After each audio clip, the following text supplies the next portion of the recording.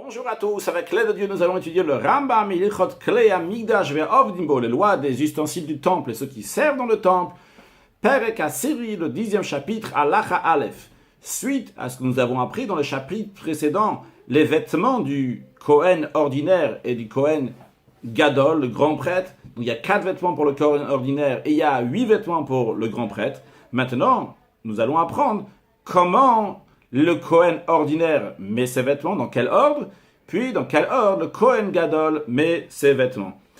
Quel est l'ordre de vêtir ses vêtements du Kohen? La première des choses, il met le caleçon. Puis, ce caleçon-là, il va le rattacher avec les lanières qu'il y a sur le pantalon, sur le caleçon même, le malamitabur ou malmotab. Donc il le met, c'est au-dessus de son nombril, et donc c'est sur ses reins.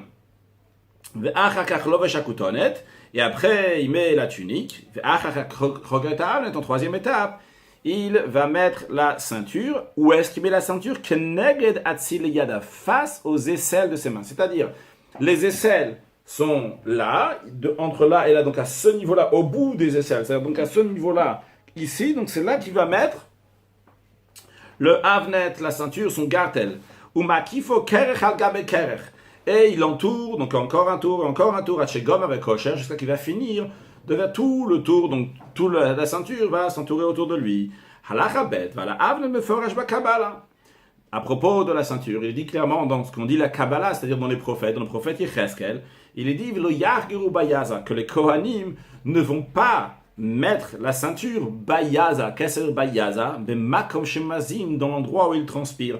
C'est-à-dire non pas vers le bas du ventre, c'est un endroit où on transpire plus, non pas donc au niveau des aisselles dans lequel on transpire plus, donc au niveau, donc comme on a dit, car Kibel Yonatan ben Uziel bien évidemment, mais ainsi aussi, Yonatan ben Uziel, donc qui a traduit les prophètes, il a reçu donc des prophètes, Vetirgem, Alibon Yesun, il a traduit donc le mot lo yar yorubayaza en positivement, il n'a pas dit ne pas mettre à l'endroit où on transpire, il a dit où est-ce qu'il faut mettre? Sur le cœur, ils vont mettre la ceinture, donc au niveau du cœur.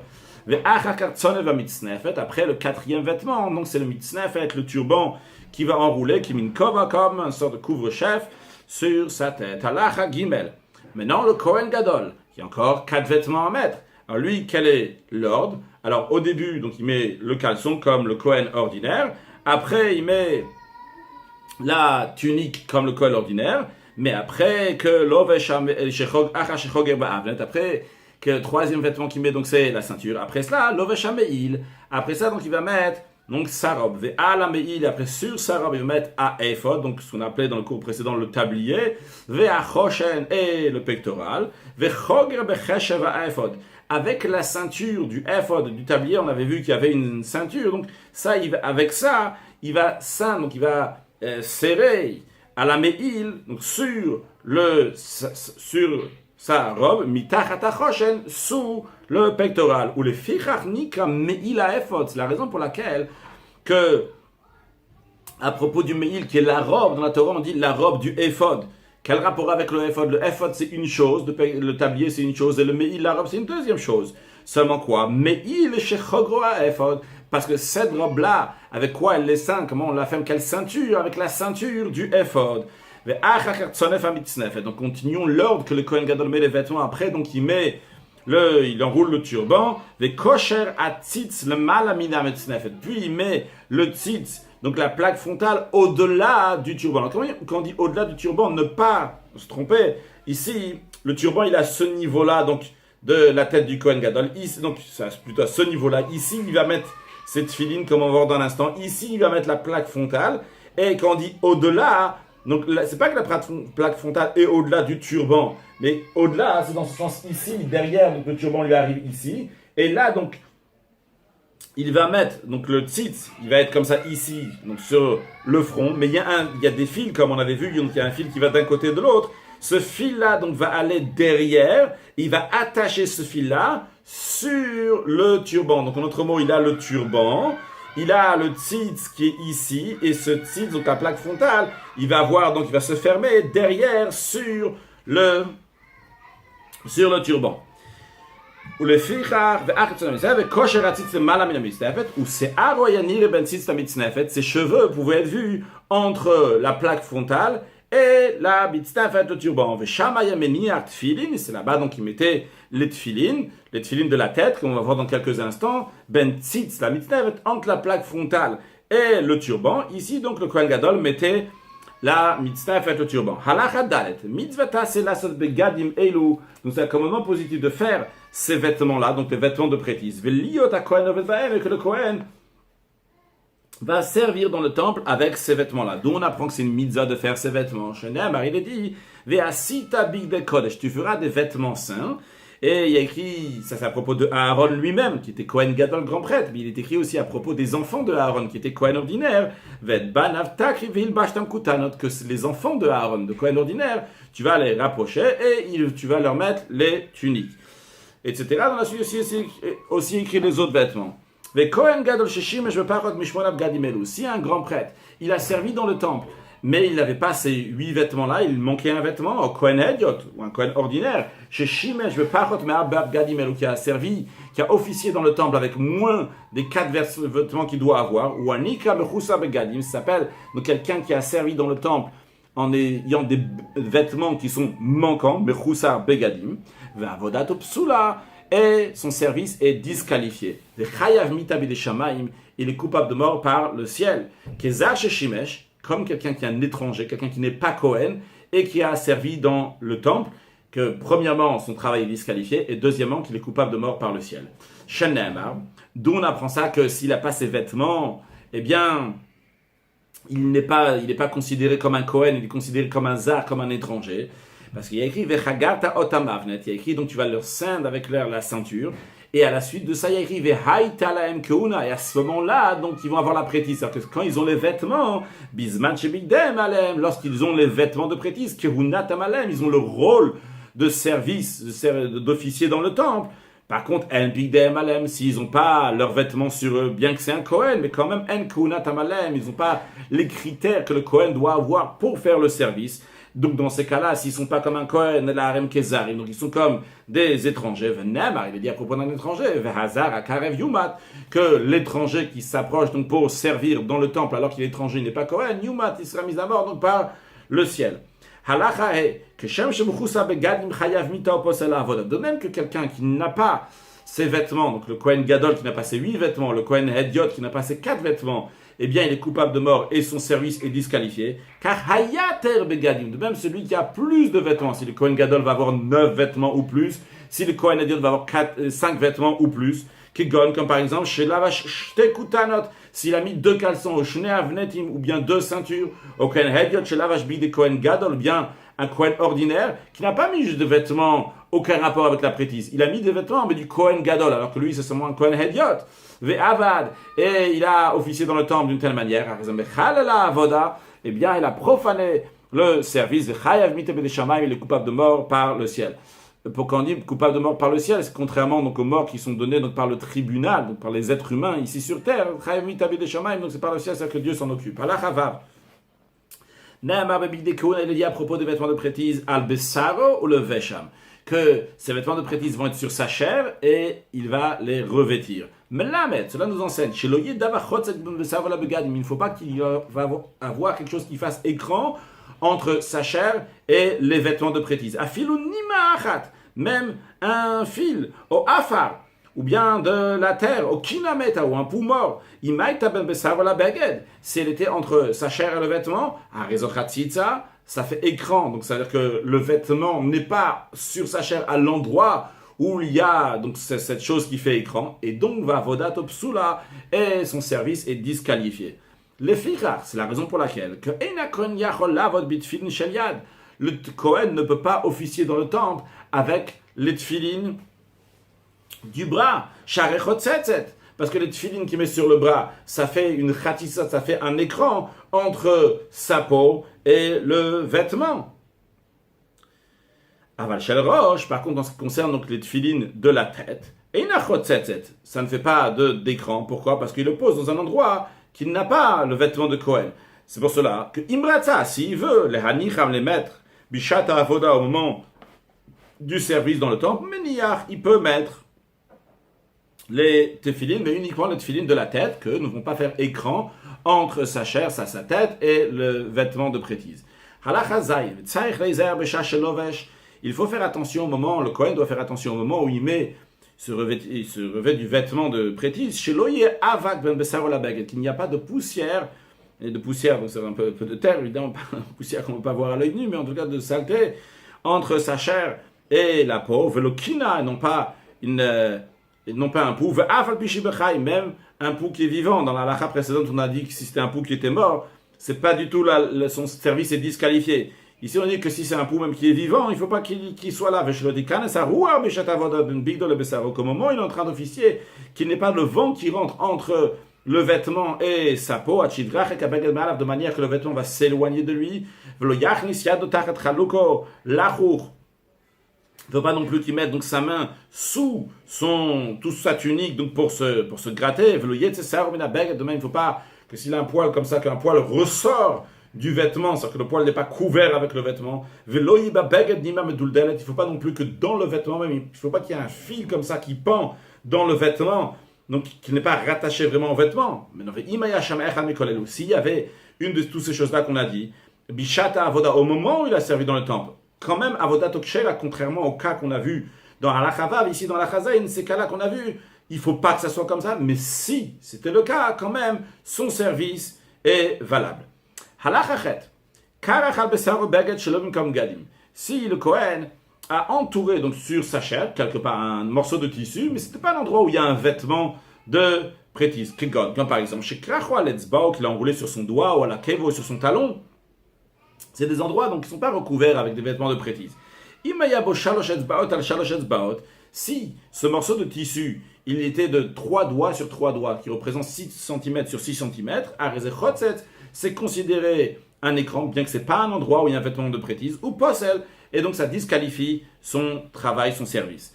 Maintenant, par Miken, si ce morceau de tissu qu'il a mis, par exemple, sur son doigt, ou par exemple sur son talon, donc à l'endroit où il n'y a pas de vêtement de prêtise, il était moins que 3 doigts sur 3 doigts, moins que 6 cm sur 6 cm, et ça ne fait pas écran.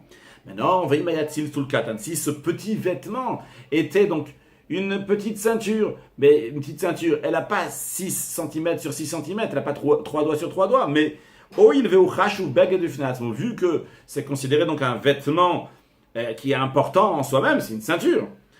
Posel, ça disqualifie le travail, parce qu'il a mis un vêtement en plus. Même que cette ceinture-là n'a pas 3 doigts sur 3 doigts. Halachatet, Kohen shelakabetsbao. Un Kohen qui est en train d'officier dans le temple, et c'est Shabbat, comme on va voir dans un instant. Eh bien, il a une blessure sur son doigt. Eh bien, mutar lichoragel Shabbat. Il a le droit de mettre un jonc, c'était une manière à l'époque de guérir comme ça pendant Shabbat ou pendant la semaine, comme ça pour affaiblir la blessure, pour mettre donc sur la blessure. Donc comme ça, il met un gong pendant Shabbat, il a le droit de le faire. Bien qu'en général, les sages, ils ont interdit de faire toutes les choses qui sont liées avec donc la santé, de peur qu'on va prendre des ingrédients et les moudre pour pouvoir faire des médicaments. Donc en général, c'est interdit, c'est les sages qui ont interdit. Mais dans le Beth Amikdash, dans le temple, le Kohen se trouve dans telle situation, eh bien, ce n'est pas interdit. Il a le droit donc de mettre un jonc sur sa blessure, au Beged Shen Bo Shalosh Al Shalosh, ou bien un vêtement qui n'a pas 3 doigts sur 3 doigts, et servir dans le temple. Donc ça, il a le droit, donc il n'y a pas l'interdiction des sages pendant le Shabbat, qui est en général donc à l'extérieur du temple partout dans le monde. Dans le temple, ça ne s'applique pas.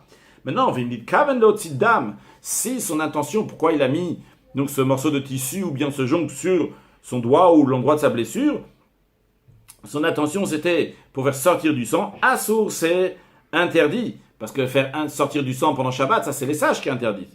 Verrou, ceci est à condition, c'est ça qu'on a permis au début donc de mettre ce morceau de tissu, ce jonc sur le doigt par exemple, chez le il faut que ce morceau de tissu, ce jonc ne va pas faire écran au moment du service. C'est-à-dire si par exemple il est sur le doigt, il doit attraper quelque chose donc avec ses mains, je ne sais pas si c'est un comète ou quoi que ce soit, en tous les cas quelque chose qu'il doit prendre avec ses mains directement, il ne faut pas que ce jonc ou ce morceau de tissu va faire écran avec ce qu'il est en train d'officier dans le temple. Dans le deuxième temple, ils ont fait les Urim Vetumim, c'est-à-dire le Urim Vetumim, c'est le pectoral qui est appelé Urim, Vetumim, le langage de Or qui clarifie Vetumim parce que ces paroles sont tames, sont intègres, sont parfaites. Donc dans le deuxième temple, ils les ont fait. On va voir c'est quoi le Chidush ici dans un instant. Vu que le Kohen Gadol doit avoir toujours 8 vêtements, et bien dans le deuxième temple aussi, ils ont fait ces 8 vêtements. Entre autres, parmi les 8 vêtements, il y a aussi le pectoral. Pourquoi ils ne l'auraient pas fait? Parce que bien qu'ils n'interrogeaient pas le pectoral. Nous allons voir dans la prochaine halakha comment on interroge le pectoral, comment le Kohen Gadol interroge le pectoral. Donc, bien que dans le deuxième temple, on n'interrogeait pas le pectoral pour savoir une certaine réponse. Pourquoi on n'interrogeait pas le pectoral dans le deuxième temple? Parce qu'il n'y avait pas l'inspiration divine qui est nécessaire que le Kohen va avoir, d'après le Rambam, que le Kohen Gadol lui-même va avoir le Ruach HaKodesh pour pouvoir transmettre le message. Tout Kohen qui ne peut pas parler, c'est-à-dire qui ne peut pas avoir cette inspiration divine, avec que la présence divine ne réside pas sur lui, on ne veut pas l'interroger. Donc maintenant, le Rambam, bien que dans le deuxième temple, on ne pouvait pas interroger, mais quand même, le pectoral doit être là, bien qu'on ne va pas interroger avec le Kohen Gadol avec le pectoral, mais quand même, le Kohen Gadol doit avoir le 8 vêtements. Parmi les 8 vêtements, il y a aussi le pectoral. Maintenant, avec Keitzat Shoalim, comment on interroge les Urim Vetumim? Eh bien, Omed HaKohen, Ufanav Lifnei Aaron. Le Kohen se tient avec donc, les 8 vêtements face au Aaron Olash. Ici, on a une image dans laquelle on peut voir le Kohen Gadol, donc qui est en train de demander devant l'arche, sûrement c'est exagéré comme ça les mains, mais en tous les cas, l'idée, on voit le Kohen Gadol qui est là, derrière d'ailleurs on voit aussi un roi, il a une couronne sur lui, on va voir dans un instant pourquoi ils ont mis l'image d'un roi ici. Donc le Kohen en tous les cas, il se met face au Aaron à l'arche. Et celui qui interroge, qui a une question, donc il est derrière le Kohen. Donc son visage, il est dans le dos du Kohen. Celui qui demande, dit, est-ce que je vais monter à tel endroit, ou je ne vais pas monter à tel endroit, est-ce que j'y vais ou j'y vais pas? Ou toutes sortes de questions dans cet esprit. Il ne demande pas à voix haute, ni penser dans son cœur, c'est-à-dire sans murmure, et la bekol namour, à voix basse, qui ne pas le benat, comme quelqu'un qui prie seul, ou miyad, tout de suite à ce moment-là. Ruach HaKodesh loveshet la Kohen. Après le Ram, donc c'est le Ruach HaKodesh, l'Esprit Saint, c'est l'Esprit Saint qui rentre dans le Kohen, l'inspiration divine, ou Mabid Bachoshen, et il regarde donc le pectoral, Veroeb Marea Nevoa, et il voit, donc en regardant dans le pectoral, le Kohen Gadol va voir l'inspiration divine, donc la prophétie, et il va voir, est-ce que Ale Olotale, est-ce que tu montes ou tu montes pas? Comment il va voir ça? Par les lettres qui ressortent du pectoral face à lui. Mais d'après le Ram, encore une fois, c'était pas que comme ça tout le monde pouvait voir, que ça, c'est juste Bemare Anevoua, c'est une vision prophétique. Et le Kohen lui dit, donc, il lui répond ce qu'il a vu, il dit, allez, monte ou monte pas, vas-y, on n'y va pas. Lorsqu'on demande, donc on interroge le pectoral, on ne demande pas deux choses en même temps, donc lorsqu'on demande Orim Vetumim, Vimshal, et s'il a demandé quand même deux choses, la réponse sera uniquement pour la première des choses. C'est pas n'importe qui peut interroger donc le Urim Vetumim, le pectoral, donc quelqu'un d'ordinaire ne peut pas le faire. Elle a le Melech, uniquement si c'est un roi. Ou bien pour le chef du grand tribunal qui siégeait à Yerushalayim, ou bien celui qui a besoin, que la communauté a besoin de lui, il n'a pas demandé pour ses besoins personnels, il va demander pour le besoin de la communauté. D'où on apprend que c'est uniquement dans ces cas-là qu'il peut interroger. Car il est dit, il se tiendra devant Elazar, le grand prêtre. Et il lui demandera donc, après des Urim, donc du pectoral. Et dans la suite, il y a écrit, donc, Hu v'chol bnei Israël ito v'chol haeda. Donc là, Hu, c'est quoi Hu? Hu Amelech, c'est le roi. V'chol bnei Israël ito. Dans la suite, il y a écrit v'chol bnei Israël tous les juifs. C'est quoi? C'est Meshuach milchama. C'est celui qui est le Kohen qui est oint pour la guerre. Il parle des paroles encourageantes au peuple juif avant qu'ils vont aller à la guerre. Donc lui, c'est v'chol bnei Israël. Tout le peuple juif donc a besoin de lui avec lui pour aller à la guerre. Ou bien, troisième option, ou bien celui que la communauté a besoin, donc de ce qui va interroger le Urim et Tumim. D'où on apprend ça, parce qu'à la fin du verset, troisième partie, c'est Vechol Haeda, et toute l'assemblée. C'est qui toute cette assemblée-là? Pardon, Vechol Haeda et le Bet Din Gadol, c'est le grand tribunal. Donc on a dit ce que le Tzibour a besoin de lui, c'est comme par exemple Meshuach Milchama, celui qui est oint pour aller à la guerre, que la communauté a besoin de lui, Chol Israelito, après il écrit Chol Haeda, et toute l'assemblée, c'est qui l'assemblée? C'est le Av Bedin, le chef du grand tribunal. Halacha Yud Gimel, avec ça, donc on conclut aussi bien le chapitre 10, aussi bien donc les lois de Klei Hamikdash ve'Ovdimbo, Zeshatamot Sebedivra Nevim. Le Ram nous dit ça que tu trouves dans les paroles des prophètes, chez Kohanim Rab Mayuchoglim Ephod Bat, que de nombreux Kohanim étaient vêtus d'un pectoral, donc d'un tablier, tablier qui était fait en lin. Le Ram dit ça que tu trouves tous ces gens-là qui étaient avec ce tablier en lin, Lo Ayu Kohanim Gdolim, ça c'était pas des grands prêtres. Parce que le tablier du Kohen Gadol, de toute façon, n'est pas fait en lin. On l'a déjà appris avant. Donc, on le fait avec de l'or, des fils en or, avec des fils donc d'azur, d'écarlate, de Tralat Vagamal Metolat, Shani Veshesh. Donc, les Lévim aussi, donc même les Lévim aussi, donc ils mettaient ces tabliers-là, donc qui étaient faits en bad, qui étaient faits en lin, et non pas comme celui du Kohen Gadol. Share Shmuel en Avi Lévi, la preuve, c'est que Shmuel le prophète, c'était un Lévi. Neymar Bo, il dit à son sujet, Nar Chago Ephod Bad. C'était un jeune homme donc, qui était habillé, qui était revêtu d'un tablier en lin. Et la Ephod Zeh, qu'est-ce qui mettait ce tablier-là? Donc c'était les fils des prophètes. Quand on dit les fils des prophètes, c'est-à-dire les élèves des prophètes. Ou Mishura ou Shetishe ala Vruach HaKodesh. Bien tous ceux que l'aspiration divine donc et convient et il est apte à recevoir donc le Ruach HaKodesh. Léodia pour informer qu'il Kohen Gadol, qu'il est arrivé au niveau du Kohen Gadol. Shemedaber al pia efod v'achoshen Ruach HaKodesh, que le Kohen Gadol lui il peut parler, il peut dire des choses basées sur ce que le Choshen, donc le tablier, le Choshen lui a dit, qui parle donc de Ruach HaKodesh. Bril Rachaman de Sayan. On remercie Hachem qui nous a aidés donc pour conclure ces halachot. Conclure avec un mot du Rabbi sur cette conclusion-là. Le Rabbi nous dit, dans le sens profond des choses, un enseignement que peut en tirer de ça. La conclusion des lois de Klei Hamikdash ve'Ovdimbo, c'est que chaque juif, pas seulement les Kohanim, pas seulement les Lévim, pas seulement les fils des prophètes, tout le monde peut arriver à ce niveau-là de la Ovdimbo, de ceux qui servent dans le temple. Ils peuvent arriver au niveau chez Tish Ruach HaKodesh à la Ruach HaKodesh, que l'esprit divinité va résider sur lui, pas seulement Raoui, qu'il est apte, mais que concrètement ça devient comme ça. Comme il y a écrit à propos des temps futurs, il y a écrit que Hachem va déverser son esprit sur toute chair, et vos garçons et vos filles vont prophétiser, comme Mashiach va venir, tout le monde va prophétiser, c'est-à-dire que chaque juif est arrivé au niveau du Kohen Gadol qui parle, qui peut exprimer le Ephod de le Choshen. Ce que le Ephod de Choshen il a dit, le Ruach HaKodesh.